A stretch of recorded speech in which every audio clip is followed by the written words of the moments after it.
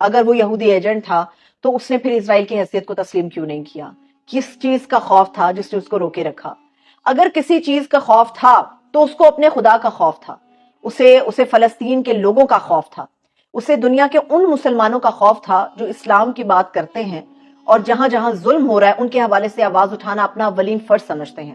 اس آدمی کو خوف تھا کہ جس ریاست مدینہ کی وہ بات کرتا ہے اس ریاست مدینہ کے لیے کون کون سے قربانیاں جو دینی پڑتی ہیں۔ میں کچھ جذباتی گفتگو نہیں کر رہی، نہ میں کسی جذبات کی طرف لوگوں کو لے کر جانا چاہتی ہوں، میں صرف آپ کے سامنے ایک بات کر رہی ہوں۔ اگر وہ یہودی ایجنٹ تھا تو وہ اسرائیل کو تسلیم کر لیتا۔ اسرائیل کو تسلیم کرنے کے ساتھ ہی بہت ساری انویسٹمنٹ پاکستان کے اندر آ سکتی تھی، پاکستان کی اکانومی بوسٹ ہو سکتی تھی۔ جو مغربی ممالک پاکستان کے اوپر پریشر ڈالنے کی کوشش کر رہے تھے یا ڈال رہے تھے انکلوڈنگ امریکہ، تو پاکستان کے لیے تو بڑے اچھے تھے، بڑے بہترین راستے تھے۔ وہ لسٹ جو ہے فیٹف کی تھی اور ہم کہتے تھے آج نہیں کل نہیں پرسوں پاکستان گیا، اس فیٹف کی لسٹ سے بھی ہم مکمل طور پہ نکل سکتے تھے۔ پاکستان میں دودھ اور شہد کی نہریں بہہ سکتی تھی، کیونکہ جس کنٹری نے اسرائیل کو ایکسپٹ کیا، اس کی حیثیت کو تسلیم کیا، ان کے اندر ہم نے دیکھا کہ دودھ اور شہد کی نہریں بہی، تعلقات اچھے ہو گئے، دفاعی لحاظ سے بھی، اکانومی کے لحاظ سے بھی۔ بہت بڑے بڑے انویسٹرز تھے جنہوں نے اپنا سرمایہ انویسٹ کر دیا۔ پاکستان کے اندر اس شخص نے ایسا نہیں کیا۔ تحریک انصاف کے چیئرمین نے کیا کیا؟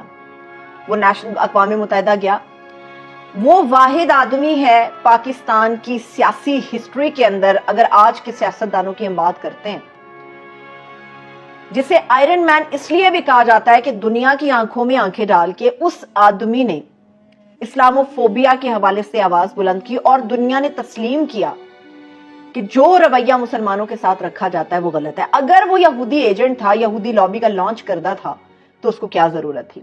ایک ویڈیو آپ لوگوں کو بتاتی ہوں، شاید بہت سارے لوگوں نے وہ دیکھی بھی ہو، کہ جب اجلاس تھا اقوام متحدہ کا، اس سے پہلے تمام کنٹریز کے جتنے لوگ موجود تھے وہاں پہ، سب لوگ بیٹھے ہوئے تھے۔ تو اسرائیل کا جب پرائم منسٹر آیا، ان میں سے 90% ایسے لوگ تھے جو کہ اپنی کرسیوں سے کھڑے ہوئے، ہاتھ ملایا، اسے ویلکم کیا۔ مگر تحریک انصاف کا چیئرمین اپنی کرسی پر موجود رہا، بیٹھا رہا، اٹھنا تو دور کی بات، اس آدمی نے دیکھنا بھی پسند نہیں کیا۔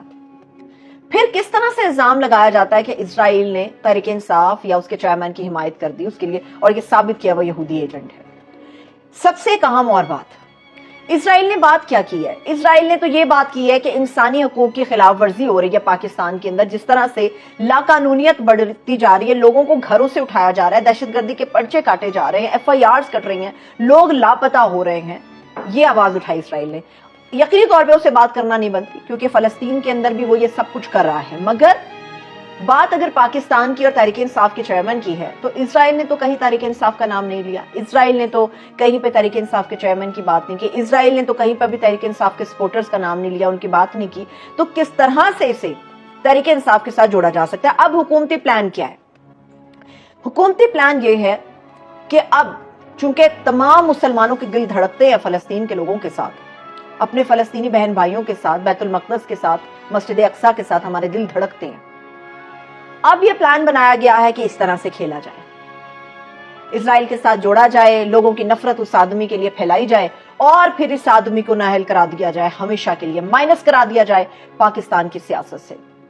پہلے ہی وہ چند گھنٹے پہلے اس نے ایک انٹرویو دیا اور اس میں اس نے بتا دیا ہے کہ ممکن ہے کہ کمنگ منڈے اور نیکسٹ ویک کسی بھی دن اس کو اریسٹ کر لیا جائے گا۔ وہ 100% شور ہے اس بارے میں۔ یہ پورا جو گیم پلان ہے وہ اسی لیے ہے کہ اس کو سائیڈ لائن کرتے ہوئے پاکستان کے اندر الیکشن ہو، کیونکہ جب تک وہ آدمی سائیڈ لائن نہیں ہوگا، سائیڈ لائن اس کو مائنس کر کے بھی کیا جا سکتا ہے، اس کو نائل کر کے بھی کیا جا سکتا ہے۔